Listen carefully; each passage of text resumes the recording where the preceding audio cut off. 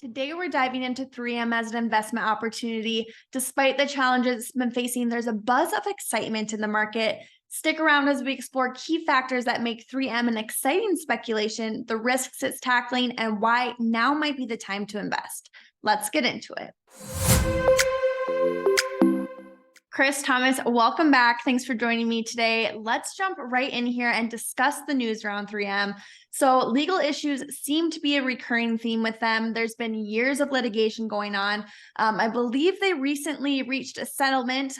Thomas, can you fill us in on that news? How are these settlements going to impact their financial outlook? Yeah, right. There were two major settlements this summer. The first concerns Forever Chemicals, and the second one is the one concerning the earplugs. The board, I think, still has to approve the settlement for Forever Chemicals, but the settlement for the earplugs lawsuit was settled. And the key takeaway from that settlement is that the damages are about half what the market was expecting.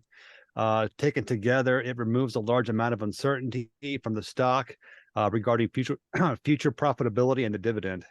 Chris, what are your thoughts on all of this? Yeah, I'm a big believer that in situations like this, the known is always better than the unknown. I think you and I did a video earlier this year on Johnson and Johnson, and I said basically the same thing. Now analysts can start to evaluate 3M stock based on what the profits are going to be going forward. And like Thomas said, the settlement came in for significantly less than what people were expecting, so that should be good news. It's important to note that I think, in addition to what Thomas said about the board, I think there are 22 states that are challenging the court's ruling on the Forever Chemical settlement. So that may turn out to be much ado about nothing, but it's something that the company's litigation may not be over quite yet on that point. Yeah, that's important to note. All right, so dividends are always a hot topic among investors. Thomas, what's 3M's dividend situation? Can investors count on consistent payouts? I'm just kind of curious how sustainable this dividend growth might be given all these settlements. Well, there is some concern that the payout will be affected by the settlements, but the company has been preparing for this for years. It's got cash reserves, and the cash flow is sufficient for now. I don't think that there's really a near-term risk of a cut, and that is backed up by the chatter I'm hearing from the analyst. I'm not ruling a cut out. It is very possible, but it looks pretty safe for now. But even with a 50% cut, the payout would still be nearly 3%, which is pretty high for a dividend king, and it's trading at only 12 times earnings. I mean, it wouldn't be a king with a cut, but it's got a pretty fair, substantial history of consistent payments, and I think that goes a long way. Chris, do you agree with this? Yeah, I mean, I agree with Thomas that 3M has mostly positive fundamentals when you look at things.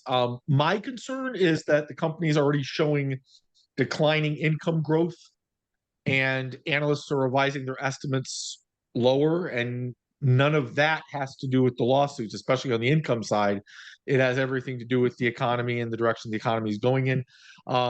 The dividend is what's kept a lot of investors interested in the stock over the time period of this litigation. I agree with Thomas that any potential dividend cut shouldn't be a big deal, but dividends are psychologically important to investors, and it may make some income-oriented investors a little skittish and start to look for other options if that does happen. But I agree with Thomas. I don't think anything is imminent on that, but it's something to watch for down the road. So as we know, value is a crucial aspect of investing. What sets 3M apart in terms of value? How does that compare to other companies we might be looking at, Thomas? Well, value is a consideration, and 3M right now is a pretty interesting speculation on valuation and yield. Within that, you do have to assume there's not going to be a dividend cut, but 3M pays 6% right now when it's trading about 12 times earnings. That's a substantial discount compared to the broad market and to your average dividend kings. Some other high yielding dividend kings like Stanley Black & Decker and Coca-Cola trade at significantly higher valuations. So looking at this from the perspective that 3M might be turning a corner, the stock could be looking at a multiple expansion just based on more clarity and lack of uncertainty. Chris?